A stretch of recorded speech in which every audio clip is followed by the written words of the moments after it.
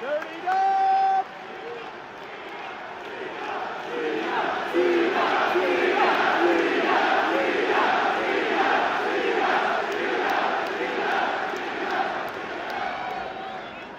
What a night. Madison Square Garden has allowed me to step on. John Cena took center stage for what was billed as his final Raw match. But the atmosphere shifted fast as Roman Reigns and Brock Lesnar stormed back into WWE, setting the scene for a historic Survivor Series WarGames showdown. The night's focus seemed poised to be Cena's farewell. But the anticipation for WarGames began building backstage as Paul Heyman was spotted conferring with Adam Pearce and Nick Aldis. I have walked the bloodline to the ring for the WarGames. This is the greatest assembly of talent ever. Hinting at a massive recruit for his squad. As the crowd buzzed, Heyman made his way to the ring, introducing his hand-picked lineup as the most dominant ensemble to ever grace a WWE ring. The arena pulsed with energy as CM Punk's music hit, signaling his intentions, followed by his teammates emerging from the crowd, Cody Rhodes and the Usos, Jimmy and Jay. They exchanged determined glances, Rhodes and Punk sharing a quick fist bump before all four surged into the ring, cornering Heyman's crew. Suddenly, chaos erupted. Punches flew, bodies crashed, and the babyfaces gained the upper hand.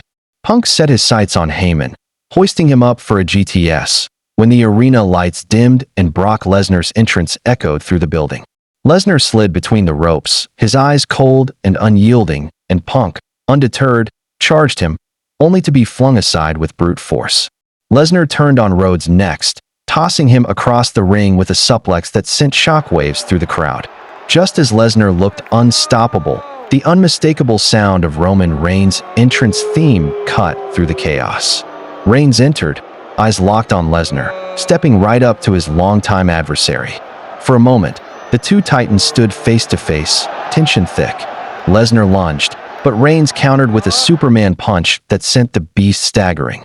Security rushed in, struggling to pull them apart as the brawl spilled to ringside. Meanwhile, outside the ring, Punk grabbed a kendo stick and wrapped it around Heyman's throat, yanking him backward as NYPD officers poured onto the scene, their attempts at order futile amidst the madness. Inside the ring, Bronson Reed blindsided Reigns. But Reigns saw the tsunami coming, ducked, and dropped Reed with yet another Superman punch. The closing image before the show faded out was the WarGames OTC squad standing firm, sending a message ahead of the advantage match scheduled for the next Raw. Subscribe for more epic moments like this. With Reigns now allied to a team already boasting both world champions, CM Punk and Cody Rhodes, plus his cousins Jimmy and Jay, the WarGames battle lines were set. Lesnar, on the opposing side, joined Heyman's ranks, now featuring Drew McIntyre, Bronson Reed, Logan Paul, and Braun Breaker, the latter drawing comparisons as a new generation Lesnar. For Reigns, this marked his third outing in a WarGames match, having fought alongside the Bloodline in 2022 and 2024. Lesnar, however, would be making his WarGames debut, raising the stakes even higher. The teams were not just stacked with muscle but with championship glory. Heyman's group boasted 10 world titles and an NXT championship, plus 10 more secondary or tag team reigns. Punk's side carried an even greater legacy, featuring 4 former world champs tallying 15 top titles among them, in addition to a staggering 20 secondary or tag team championships. Between the two groups, Royal Rumble victors, sole survivors, and at least 4 future Hall of Famers were ready to clash, making this iteration the most star-studded WarGames in WWE history. As the teams squared off, memories of recent storylines rushed back. Jimmy Uso, who'd recently pledged himself to Punk's alliance alongside Rhodes and his brother Jay, brought renewed focus to the squad. Across the ring, Drew McIntyre had just returned from suspension, reinstated by Heyman to join Braun Breaker, Bronson Reed, and Logan Paul. Earlier, Heyman had teased his secret 5th pick backstage, building anticipation for the reveal. It turned out to be no less than the Beast Incarnate himself, Brock Lesnar, who hadn't been seen since demolishing John Cena at WrestlePalooza. Lesnar's arrival sent the audience into a frenzy, and as he entered the fray, he bulldozed through Punk and Rhodes, tossing them around like ragdolls and standing tall in the aftermath. That's when Roman Reigns made his return, the tension between him and both Lesnar and Heyman's Vision faction at a boiling point. Reigns wasted no time, leveling Lesnar with a Superman punch before Bronson Reed launched a fresh attack. Reed and Reigns' melee escalated, with security and even NYPD actors getting swept up in the pandemonium, signaling just how out of control this WarGames build had become. The men's team seemed locked in and ready for war, but over in the women's division, the WarGames matchups were still shifting. Friday Night SmackDown had seen Charlotte Flair express no interest in joining the babyface team, citing her fraught history with Rhea Ripley, leaving the faces short-handed and the heel squad still searching for their final member. On Raw, Alexa Bliss grabbed a microphone and called Flair out, challenging her attitude and pinning her down for their strained friendship. Suddenly, Bliss was ambushed by the Kabuki Warriors, who'd previously tried to recruit Bayley for their side, only to be rebuffed, alongside Lash Legend and Nia Jax. Io Sky and Ripley raced out to assist Bliss, but the numbers weren't in their favor until Flair stormed out, brandishing a kendo stick and swinging with fury, finally turning the momentum. Back in the men's division, the WarGames team's history is a saga of betrayals, alliances, and redemption.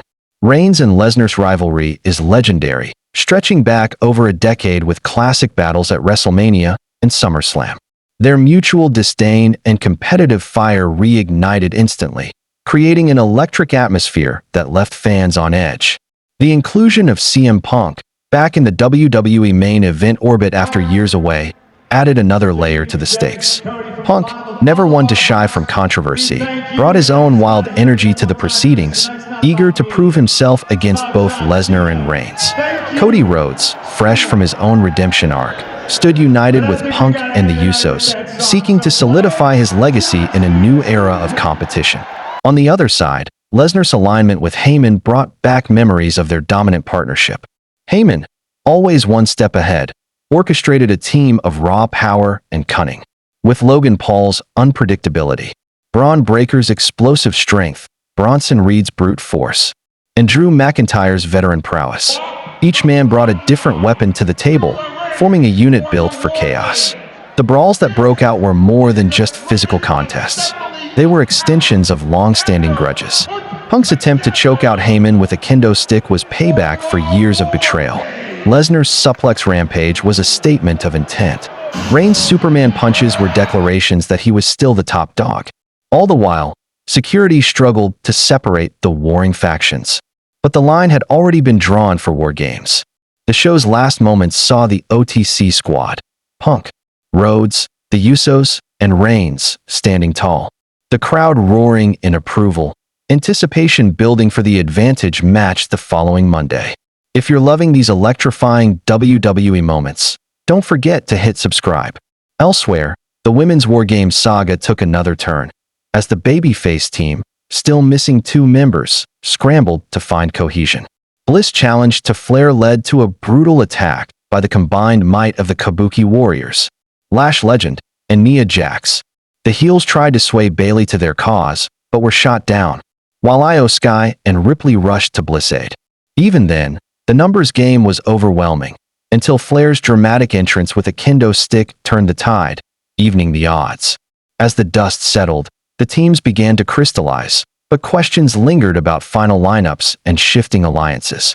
The WarGames build was more volatile than ever, setting the stage for an unpredictable showdown.